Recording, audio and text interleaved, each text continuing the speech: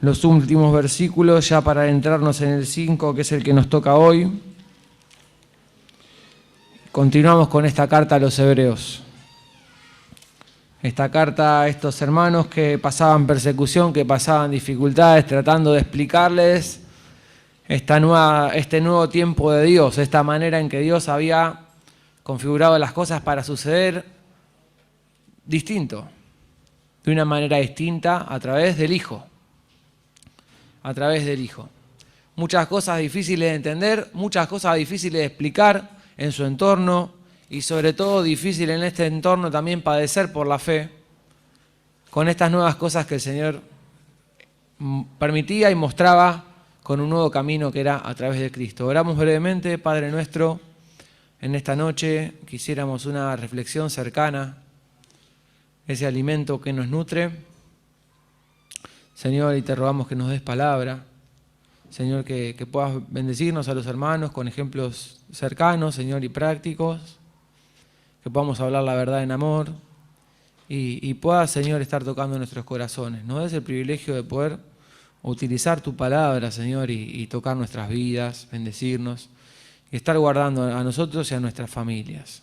Te lo rogamos en el nombre del Señor Jesús. Amén. Van a repetir conmigo. Un apóstol. Voy a mi mamá que me respondió primero. Un apóstol habla por Dios delante de los hombres. Un sacerdote habla por los hombres delante de Dios. Lo vamos a repetir. Un apóstol habla por Dios delante de los hombres y un sacerdote habla por los hombres delante de Dios.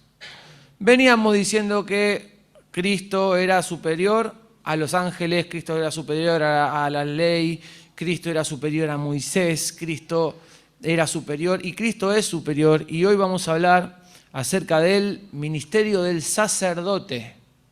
Una persona puesta para hablar por los hombres delante de Dios. Versículo Hebreos capítulo 4, 14 dice: por tanto, teniendo un gran sumo sacerdote que traspasó los cielos, Jesús el Hijo de Dios, retengamos nuestra profesión, porque no tenemos un sumo sacerdote que no pueda compadecerse de nuestras debilidades, sino uno que fue tentado en todo según nuestra semejanza, quiere decir hecho hombre, pero sin pecado. Acerquémonos pues confiadamente al trono de la gracia para alcanzar misericordia y hallar gracia para el oportuno socorro. Porque todo sumo sacerdote tomado de entre los hombres es constituido a favor de los hombres en lo que a Dios se refiere, para que presente ofrendas y sacrificios por los pecados, para que se muestre paciente con los ignorantes y extraviados, puesto que él también está rodeado de debilidad. Y por causa de ella debe ofrecer por los pecados, tanto por sí mismo como también por el pueblo. Nadie toma para sí esta honra, sino el que es llamado por Dios como lo fue Aarón. Así tampoco Cristo se glorificó a sí mismo haciéndose sumo sacerdote, sino el que le dijo: tú eres mi hijo, yo te he engendrado hoy. Como también dice en otro lugar: tú eres sacerdote para siempre, según el orden de Melquisedec. Y Cristo en los días de su carne, ofreciendo ruegos y súplicas con gran clamor y lágrimas al que le podía librar de la muerte, fue oído a causa de su temor reverente, y aunque era hijo, por lo que padeció aprendió la obediencia, y habiendo sido perfeccionado vino a ser autor de eterna salvación para todos los que le obedecen, y fue declarado por Dios sumo sacerdote, según el orden de Melquisedec. Vamos a hablar algunas cosas y yo deseo explicarle lo más fácil posible. Tenemos que explicar qué es un sacerdote. Un sacerdote es una persona que habla por los hombres delante de Dios. Habla por los pecados de las personas y lleva también sus ofrendas. Es necesario y son necesarios para el sacerdocio algunos requisitos. Primeramente tiene que ser un hombre igual a todos los hombres, con las mismas debilidades, con las mismas limitaciones, con las mismas dificultades. Y dice que él se relaciona a ellos en lo que a Dios se refiere. Quiere decir, esta persona está puesta simplemente para interceder por los asuntos espirituales. Asuntos civiles, asuntos de cualquier otro orden, no, él está desafectado. Simplemente los asuntos espirituales. En lo que a Dios se refiere, él tiene que trabajar de esta manera. Dice, para que presente ofrendas y sacrificios por los pecados. Y es necesario que sea un hombre para que se muestre paciente.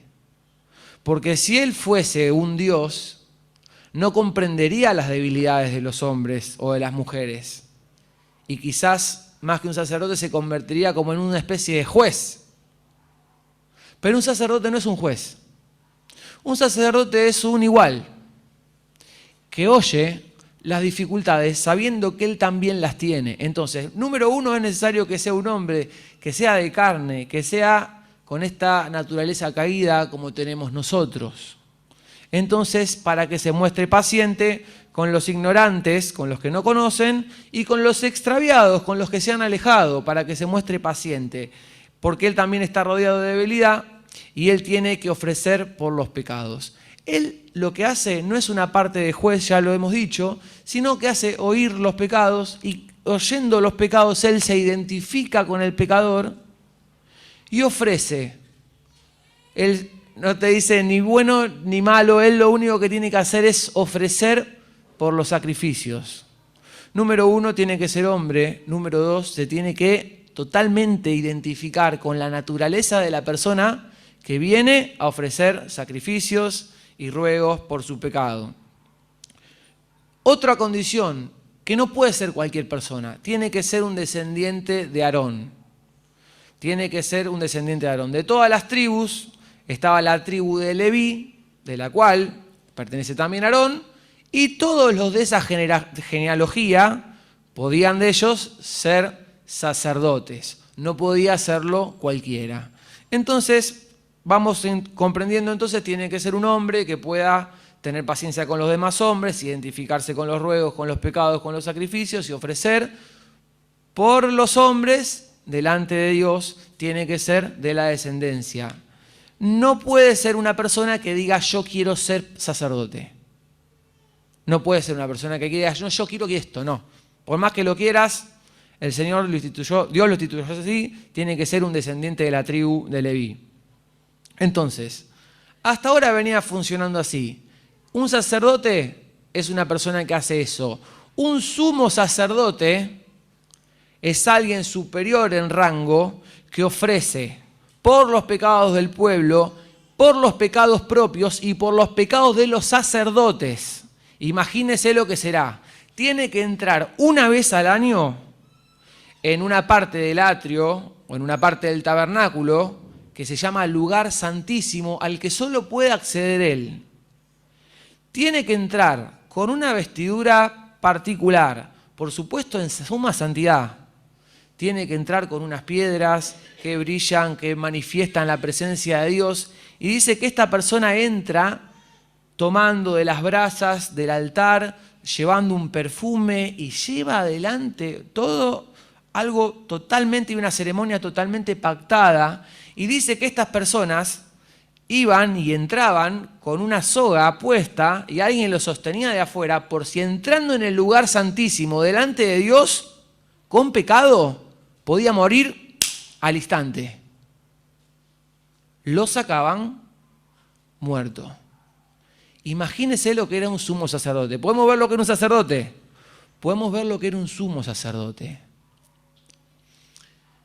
Los judíos, acostumbrados a los sacerdotes, acostumbrados a los sacrificios, acostumbrados a los sumos sacerdotes, le decimos que ahora todo ha cambiado y que tenemos un nuevo sumo sacerdote, que ¿quién es?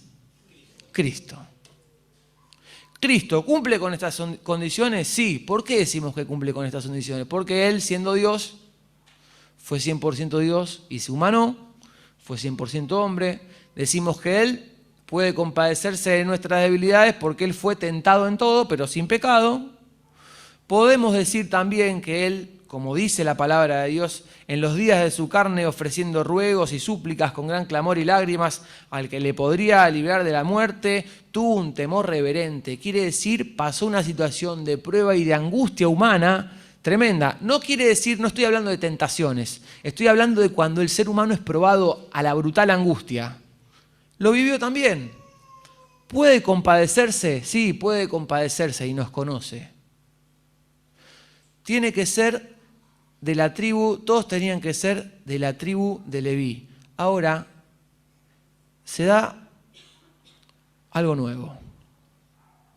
No es el orden de Leví, ni es el orden de Aarón, sino que sería bajo el orden de Melquisedec. Melquisedec es una persona, fue un rey y un sacerdote que se menciona en la historia de Abraham, en la Biblia, brevemente. Fue una persona a la cual Abraham le mostró favor porque le dio diezmos, pero él combinaba el ser sacerdote con rey. Y aunque apareció en un pedacito de la Biblia, fue y anticipó lo que sería Cristo, que él es sacerdote y rey. Entonces, este de la tribu de Leví y esto del sacerdocio terminaría para poder empezar a contar con Cristo. El sacerdote tenía que entrar derramando la sangre de una víctima y Cristo entró y derramó su sangre. Y dice que los sacerdotes tenían limitaciones y los sumos sacerdotes también tenían limitaciones. ¿Por qué? Porque su vida no es eterna. Ellos en un momento mueren y tiene que venir otro. También son limitados y necesitan subalternos, necesitan contar con otros, pero Cristo es eterno y es para siempre. Entonces, Él cumple todos los requisitos. Puede compadecerse de los hombres, puede ser paciente con los ignorantes y extraviados, Él es instituido, no se instituyó a sí mismo como una persona puede hacerlo, sino que Dios hace muchísimo tiempo lo había anticipado. Tú eres sacerdote para siempre según el orden de este personaje llamado Melquisedec, sumo sacerdote y rey. Ambas cosas, y viene a ser el autor de nuestra salvación. Y dice el versículo 7, si lo podemos leer juntos, y Cristo en los días de su carne, ofreciendo ruegos y súplicas, con gran clamor y lágrimas al que le podía librar de la muerte, fue oído a causa de su temor reverente, y aunque era hijo, por lo que padeció, aprendió la obediencia, y habiendo sido perfeccionado, vino a ser autor de eterna salvación para todos los que le obedecen, y fue declarado por Dios, ¿qué cosa? Sumo sacerdote, según el orden ahora de Melquisedec. Todo había cambiado, y si bien habían que hacerse antes sacrificios y sacrificios y sacrificios y sacrificios, ya no es necesario más sacrificios. Hay un sacrificio eterno, un sumo sacerdote eterno y una sangre que alcanza. Tenemos, yo le pasé a Gonzalo, no sé si te lo pasó, te lo voy a decir, va a ser muy fácil, un himno que retrata esto perfectamente, que es el himno 266. No sé si podemos poner las primeras dos estrofas. Se me fue Gonzalo, le había pasado todo. ¿Está? ¿Lo conocen? ¿Cómo dice? Ni sangre hay ni altar, cesó la ofrenda allá, no sube llama ni humo hoy, ni más cordero habrá.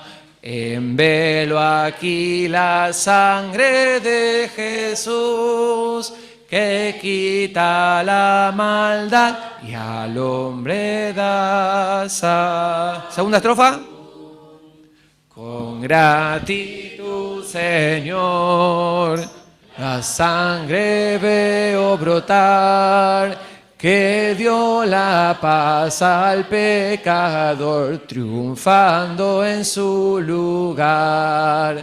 Gran triunfo sobre el reino de Satán, no queda un enemigo ni otra lucha habrá.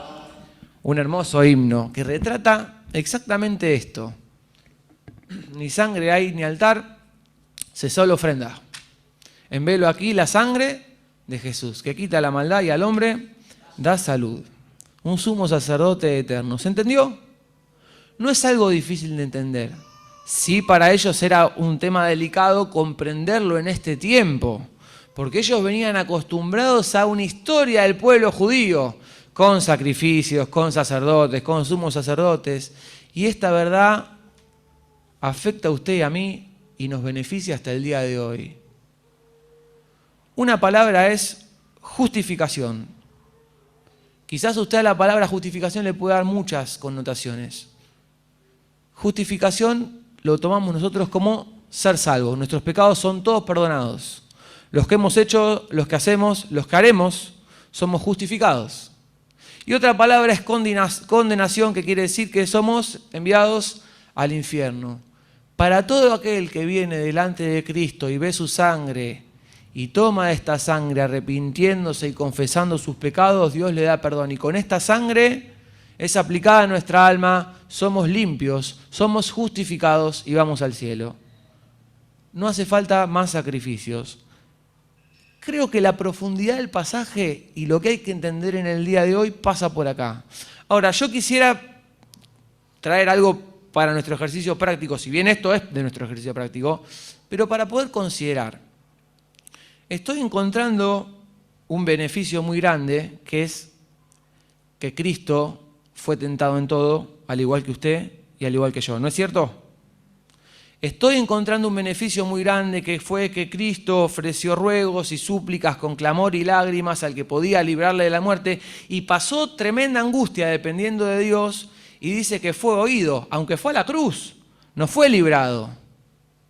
Pero pudo hacer la voluntad de Dios y la pudo llevar hasta el final. Y el Señor me entiende. Le quiero dejar esta frase. La frase es esta: el Señor me entiende. Que el Señor me entienda y me comprenda es un beneficio inigualable. Que yo pueda saber que en mis debilidades Cristo me entiende es un beneficio inigualable. Y en mis aflicciones, totalmente lo mismo. Ahora, nos está pasando algo que nos está perjudicando, que es la mala interpretación del texto. Te voy a pedir que me busques un texto, me lo lees. ¿Con el micrófono puede ser? Que es Santiago 1:12. ¿Qué nos está pasando?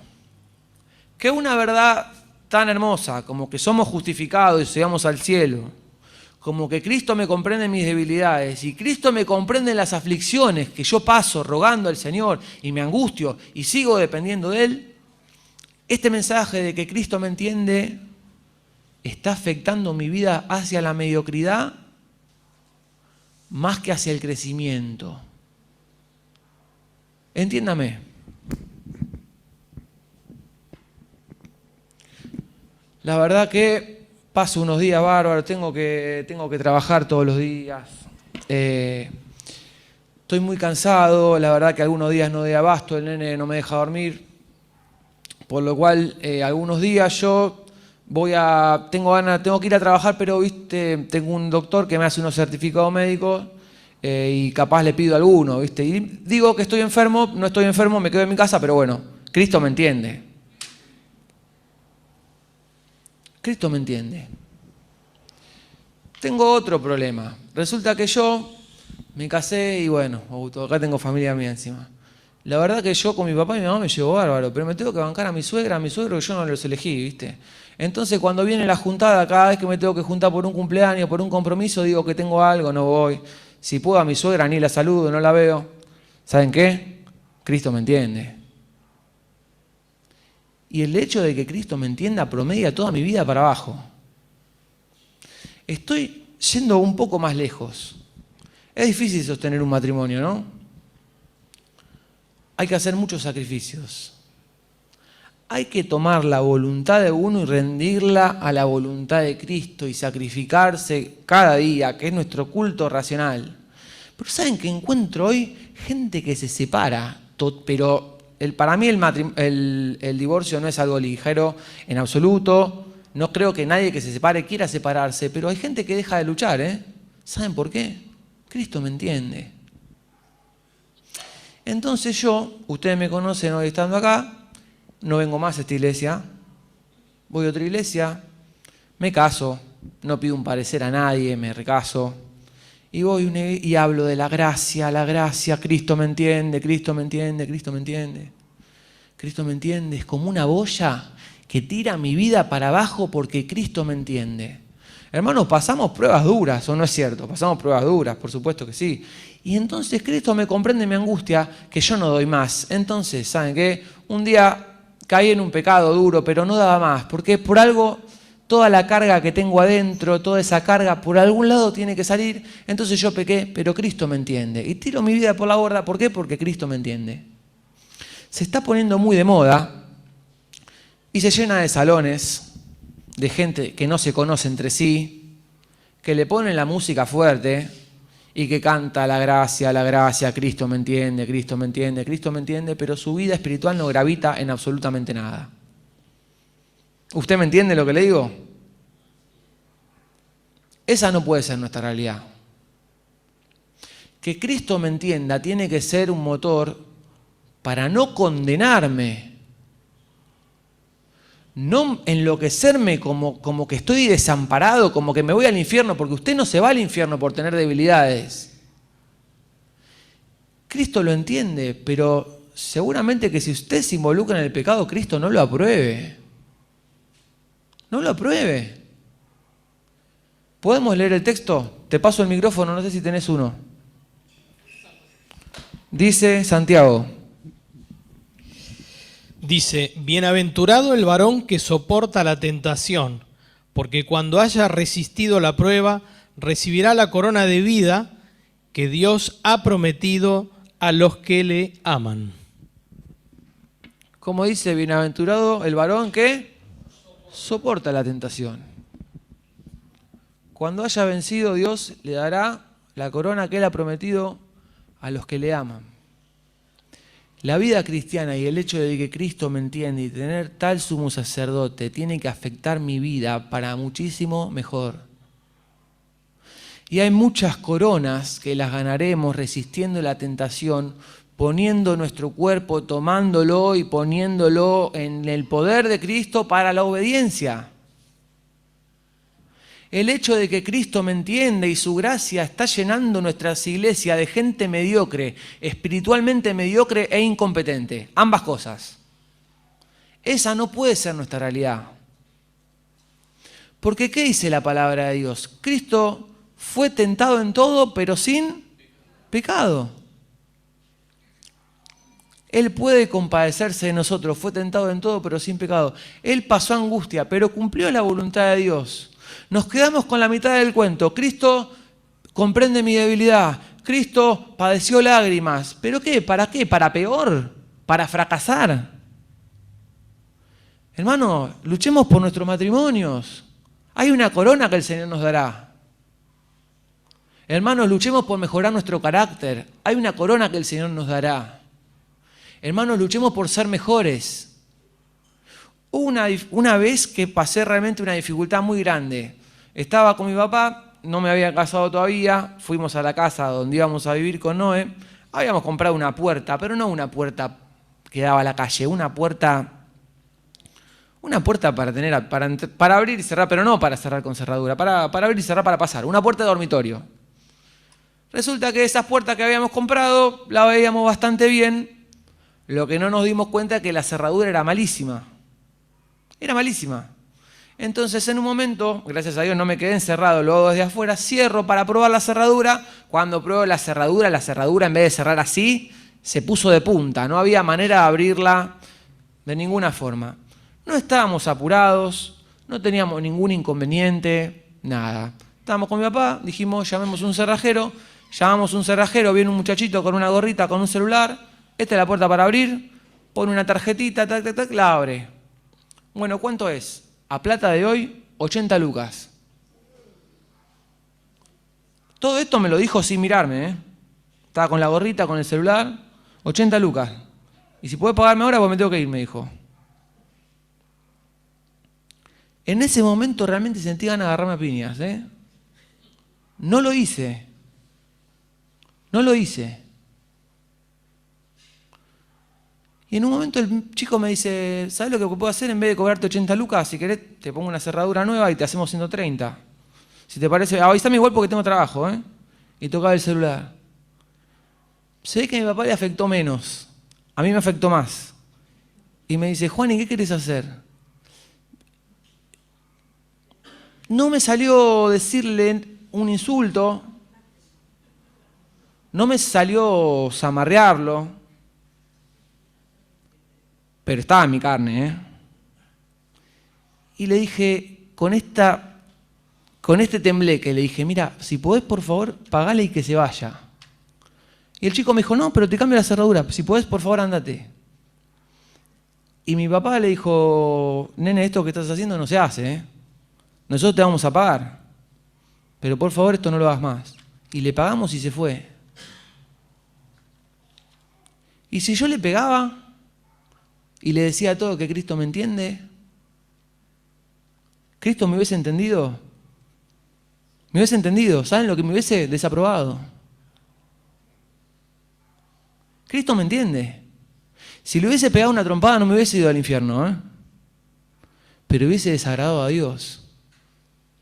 En las debilidades de la vida, en las pruebas que se extienden, hay muchas oportunidades para la carne, pero tenemos un sumo sacerdote que traspasó los cielos para salvarnos. Tenemos a alguien que nos entiende, que fue tentado en todo y sin pecado. De acá viene la aplicación del texto. Por eso es que acerquémonos confiadamente al trono de la gracia y tomemos la gracia para el oportuno socorro. Decirte, Señor, a este muchacho si lo tengo que matar. No tengo manera de tener un buen testimonio. Dame la gracia que necesito para contestarle bien y te tenés que agarrar y te tenés que obligar y tenés que hacer la voluntad de Dios. Porque eso hacen los hijos de Dios. Eso hacen los hijos que Cristo salvó. Se tienen que agarrar su cuerpo y tienen que obedecer. No puedo decir Cristo me entiende. No puedo decir Cristo me entiende, hacerme un cambio de look y empezar a cantar canciones acerca de la gracia. Tengo que obedecer la palabra de Dios. Porque a Dios le sobran canciones. ¿Saben lo que le faltan? Gente obediente. Gente que se sacrifique. Que ponga su cuerpo en servidumbre y obediencia. Tenemos un sumo sacerdote que siendo tentado en todo, fue sin pecado y traspasó los cielos. El autor de nuestra salvación. Tenemos a alguien que para poder hacer la voluntad de Dios ofreció súplicas y ruegos con lágrimas al que podía librarle. Y usted y yo, ¿qué vamos a decir? ¿Que Cristo nos entiende para tirar nuestra vida por la borda? ¿O vamos a tomar ese Dios que nos entiende para clamar a Cristo, para que su vida espiritual se haga vida en nosotros? Y nos haga vivir. Hay coronas que en este año 2024 tenemos que ganar. Usted sabe cuáles son las suyas, yo sé cuáles son las mías. Hay gente a la que no se le puede hablar de Cristina Kirchner sin ponerse a hablar mal y a murmurar. Hay gente que no se le puede hablar de Milei. A mí espero que no me saquen ninguna mala palabra de ninguno de los dos. Hay gente que en el fútbol no se puede contener de insultar. Hay gente que no se puede contener si le critican, si le corrigen al hijo, si le dicen algo, no se puede. No, si a mí me dicen algo no me puedo contener. Hermano, todas esas cosas anótelas. Esas son las coronas que nosotros tenemos que ganar. Porque Cristo nos entiende, pero no aprueba el pecado. Ni quiere aprobarlo, sino que quiere darnos la gracia. A nuestra iglesia en este día y en este año 2024, este sumo sacerdote que traspasó los cielos, que en todo nos comprende, en las debilidades y en las persecuciones. ¿Cristo nos aprovecha? ¿Nos aprovecha su poder? A vos, que quizás estás solo, no te casaste, tenés muchas debilidades, tenés que arrodillarte en tu cama para no caer en la tentación sexual. A vos que estás casado, a vos que estás casada, tenés que arrodillarte delante de los pies de tu cama y orar a Dios y clamar para no engañar a tu marido, para no engañar a tu esposa. A vos que muchas veces estás tan cansado y te querés consolar tomando un poco de alcohol, pero sabés que es perjudicial para vos, tenés que clamar a Cristo y abandonarlo. Y el Señor te quiere dar una corona y decirte, ¿te acordás esta lucha? ¿Te acordás esta lucha que hiciste a los pies de la cama? Aquí está tu corona, porque lo hiciste un tiempo, pero en mi poder lo pudiste dejar de hacer. Cristo me comprende y me da su gracia, y con esa gracia quiero vencer. ¿Y ustedes? ¿Venceremos? ¿Seremos personas que ganaremos coronas en la tierra? Espero que sí. ¿Seremos personas que nuestro carácter, el tiempo y año a año sea mejor? Sí. ¿Seremos personas que no nos justificaremos con justificaciones bajas? Amén. Cristo está en nosotros. El poder que levantó a Cristo de los muertos es el que vivifica nuestros cuerpos mortales. Hermano, poder comprender el pasaje no es complicado. Cristo es el sumo sacerdote perfecto. Ni sangre hay ni altar, no sube, ya hace sola ofrenda, no sube llama ni humo. En velo aquí, la sangre de Jesús. Una vez y para siempre. Una aplicación para usted. Persigamos la corona.